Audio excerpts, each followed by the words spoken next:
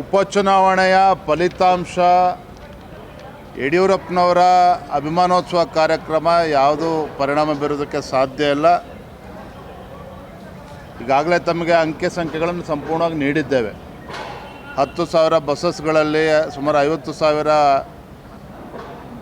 ಕಾರುಗಳಲ್ಲಿ 4 ವೀಲರ್ಸಲ್ಲಿ ಎಲ್ಲ ಕೂಡ ಬರ್ತಾಯಿರ್ತದೆ. ಖಂಡಿತ ಯಾವುದೇ ಪರಿಣಾಮ ಬೀರೋದಿಲ್ಲ. ಮತ್ತು ಒಂದು ಹೇಳ್ತಾನೆ, ಈ ರೀತಿ ಅನೇಕ ಚುನಾವಣೆಗಳು ಉಪಚುನಾವಣೆಗಳು ನಮ್ಮ ಸರ್ಕಾರದಲ್ಲೂ ಕೂಡ ಗೆದ್ದಿದ್ದೇವೆ. ಸಿದ್ದರಾಮಯ್ಯ ಮುಖ್ಯಮಂತ್ರಿಗಳಿದ್ದಾಗ ಕೂಡ ಗೆದ್ದಿದ್ದಾರೆ. ಸೋಲಿನಿಂದ ಹತಾಶರಾಗ್ತಕ್ಕಂಥ ಪ್ರಶ್ನೆ ಉದ್ಭವ ಆಗೋದಿಲ್ಲ. ಪ್ರಧಾನಮಂತ್ರಿ ನರೇಂದ್ರ ಮೋದಿಜಿ ಅಂತಕ್ಕಂಥ ಒಂದು ದಿಟ್ಟ ನಾಯಕತ್ವ ಈ ದೇಶಕ್ಕೆ ಸಿಕ್ಕಿರುವಂಥದ್ದು. ನಿತಿನ್ ನಬೀನ್ಜಿಯವರು ಒಬ್ಬ ಯುವ ರಾಷ್ಟ್ರೀಯ ಅಧ್ಯಕ್ಷರು ಇವತ್ತು ನೇತೃತ್ವನ ವಹಿಸ್ಕೊಂಡಿದ್ದಾರೆ.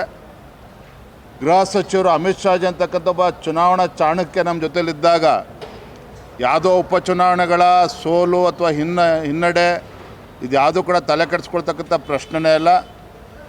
ಏನಿವತ್ತು ಗ್ಯಾರಂಟಿಗಳಿಂದ ಬೀಗ್ತಾ ಇದ್ದಾರೆ. ನಾನು ತಮ್ಮ ಮುಖೇನ ಮಾನ್ಯ ಮುಖ್ಯಮಂತ್ರಿ ಕೇಳೋದಕ್ಕೆ ಇಚ್ಛಪಡ್ತೇನೆ, ನಿಮ್ಮ ಗ್ಯಾರಂಟಿಗಳ ಬಗ್ಗೆ ಅಷ್ಟೊಂದು ವಿಶ್ವಾಸ ಇದ್ದಿದ್ದೇ ಆಗಿದ್ದರೆ ಯಾಕೆ 15 ದಿನಗಳ ಕಾಲ ಬಾಗಲಕೋಟೆ ಬಂದು ಕೂರಬೇಕಾಗಿತ್ತು? ಮತ್ತೊಂದು ಕಡೆ ಗೃಹಲಕ್ಷ್ಮಿ, ನಾನು ನೆನ್ನೆನೂ ಕೂಡ ದಾವಣಗೆರೆಯಲ್ಲಿ ಹೇಳಿದ್ದೇನೆ, ಗೃಹಲಕ್ಷ್ಮಿ ಇವತ್ತು ಚುನಾವಣಾ ಲಕ್ಷ್ಮಿಯಾಗಿ ಇವತ್ತು ಪರಿವರ್ತನೆ ಆಗಿರುವಂಥದ್ದು. ಗೃಹಲಕ್ಷ್ಮಿ ಇವತ್ತು ಬಡವರಿಗೆ ಯೋಜನೆಗಳು ಕೊಡಲಿ, ಇವರೊಬ್ಬರೇ ಅಲ್ಲ. ಯಡಿಯೂರಪ್ಪ ಇದ್ದಾಗ ಭಾಗ್ಯಲಕ್ಷ್ಮಿ ಕೊಟ್ಟಿದ್ದಾರೆ, ಸಂಧ್ಯಾ ಸುರಕ್ಷಾ ಕೊಟ್ಟಿದ್ದಾರೆ, ಬೈಸಿಕಲ್ ಯೋಜನೆ ಕೊಟ್ಟಿದ್ದಾರೆ, ಇನ್ನೂ ಕೂಡ ಒಳ್ಳೊಳ್ಳೆ ಯೋಜನೆಗಳನ್ನು ಕೊಟ್ಟಿದ್ದಾರೆ. ಆದರೆ ಇವತ್ತು ಗೃಹಲಕ್ಷ್ಮಿ ಚುನಾವಣಾ ಲಕ್ಷ್ಮಿ ಆಗಿರ್ತಕ್ಕಂಥದ್ದು ಖಂಡಿತ ಸರಿಯಲ್ಲ. ಪ್ರತಿ ತಿಂಗಳು ಕೊಡ್ತಕ್ಕಂಥದ್ದನ್ನು 5 ಕಂತುಗಳನ್ನು ಹಾಗೆ ತಡೆ ಹಿಡಿದುಕೊಂಡು ಉಪಚುನಾವಣೆಗೆ ಮೊನ್ನೆ ರಿಲೀಸ್ ಮಾಡಿದ್ದಾರೆ.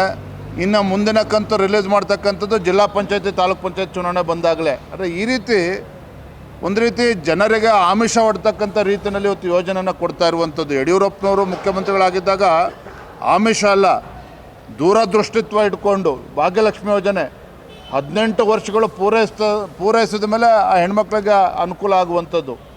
ಈ ರೀತಿ ದೂರದೃಷ್ಟಿ ಇಟ್ಕೊಂಡು ಇವರು ಯಾವುದೇ ಯೋಜನೆಗಳನ್ನು ಕಾಂಗ್ರೆಸ್ ಸರ್ಕಾರ ಆಗಲಿ ಸಿದ್ದರಾಮಯ್ಯನವರು ಕೊಡೋದಕ್ಕೆ ಸಾಧ್ಯ ಆಗಿಲ್ಲ. ಈ ಉಪಚುನಾವಣೆ ಖಂಡಿತ ಭಾರತೀಯ ಜನತಾ ಪಾರ್ಟಿ ಆಗಲಿ ನಮ್ಮ ಕಾರ್ಯಕರ್ತರಾಗಲಿ ಹೆದರ್ಕೊಳ್ತಕ್ಕಂಥ ಪ್ರಶ್ನೆನೇ ಇಲ್ಲ. ಸಂಘಟನೆ ಗಟ್ಟಿ ಇದೆ, ನಮ್ಗೆ ಹಿನ್ನಡೆ ಆಗಿರ್ಬೋದು.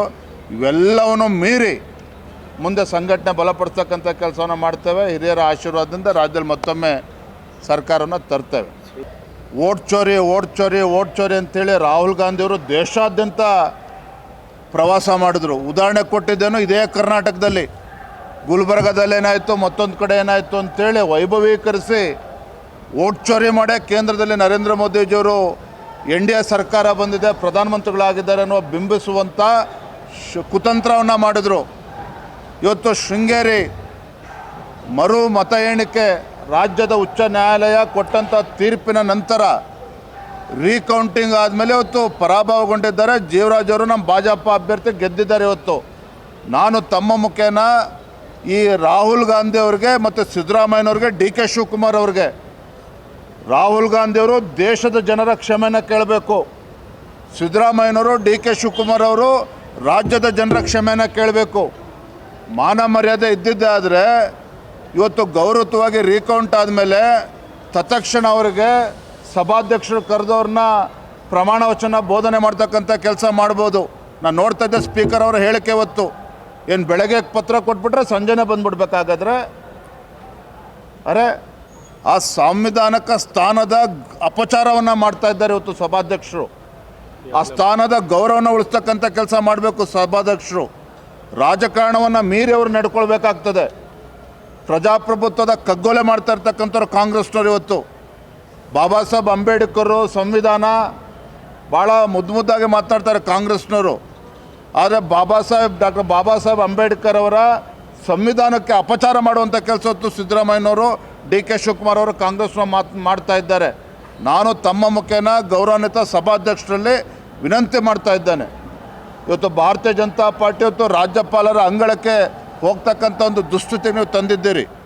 ಹಾಗಾಗಿ ರಾಜಕಾರಣದ ಒತ್ತಡಕ್ಕೆ ಮಣಿಯದೆ, ರಾಜಕಾರಣಿಗಳ ಒತ್ತಡಕ್ಕೆ ಮಣಿಯದೇ ಸಭಾಧ್ಯಕ್ಷರು ನ್ಯಾಯಯುತವಾಗಿ ಅವ್ರು ನಡ್ಕೊಳ್ಬೇಕಾಗ್ತದೆ. ತತ್ಕ್ಷಣ ಜೀವರಾಜ್ ಅವರಿಗೆ, ಇವತ್ತು ನಮ್ಮ ಶಾಸಕರಾಗಿರ್ತಕ್ಕಂಥ ಜೀವರಾಜ್ ಅವರಿಗೆ ಇವತ್ತು ಪ್ರಮಾಣ ವಚನ ಕೊಡಬೇಕಾಗ್ತದೆ. ಎಲ್ಲೋ ಒಂದು ಕಡೆ ಕಾಂಗ್ರೆಸ್ ಪರಾಭವಗೊಂಡಿರ್ತಕ್ಕಂಥ ಅಭ್ಯರ್ಥಿ ಏನಿದ್ದಾರೆ ರಾಜೇಗೌಡರು, ಅವರಿಗೆ ಉಚ್ಚ ನ್ಯಾಯಾಲಯಕ್ಕೆ ಹೋಗೋದಕ್ಕೆ, ಹೈಕೋರ್ಟ್ಗೆ ಅಪೀಲ್ ಹೋಗೋದಕ್ಕೆ ಸಮಯಾವಕಾಶನ ಕೊಡೋದಕ್ಕೋಸ್ಕರ ಕಟ್ಟುಕತೆ ಮಾಡ್ತಾ ಇದ್ದಾರೆ.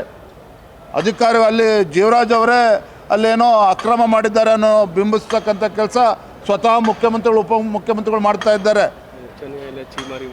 ಉಚ್ಚ ನ್ಯಾಯಾಲಯ ಇವತ್ತು ಚೀಮಾರಿ ಹಾಕಿರುವಂಥದ್ದು. ಇದನ್ನು ಮೀರಿ ಇವತ್ತು ರಾಜ್ಯ ಸರ್ಕಾರ ನಡ್ಕೊಳ್ತದೆ, ಸಾಂವಿಧಾನಿಕ ಸ್ಥಾನದಲ್ಲಿ ಕೂತಿರ್ತಕ್ಕಂಥ ನಡ್ಕೊಳ್ತಾರೆ ಅಂತ ಹೇಳಿದ್ರೆ ಅಕ್ಷಮ್ಯ ಅಪರಾಧ ಇದು. ನಿರ್ಭೀತ, ನಿಷ್ಪಕ್ಷಪಾತ, ವಿಶ್ವಾಸಾರ್ಹ ಸುದ್ದಿಗಳಿಗೆ ಮತ್ತೊಂದು ಹೆಸರಾಗಿರುವಂತ News18 ಕನ್ನಡ ಈಗ ಆಪ್ನಲ್ಲೂ ಲಭ್ಯವಿದೆ. ದಯವಿಟ್ಟು ಇಲ್ಲಿರುವ QR ಕೋಡ್ ಅನ್ನ ಸ್ಕ್ಯಾನ್ ಮಾಡಿಕೊಂಡು ಆಪ್ ಅನ್ನ ಡೌನ್ಲೋಡ್ ಮಾಡೋದಕ್ಕೆ ಮರಿಬೇಡಿ. ನಿಮ್ಮ ಬೆಂಬಲ ಹೀಗೆ ಸದಾ ನಮ್ಮೊಂದಿಗಿರಲಿ. ಧನ್ಯವಾದ.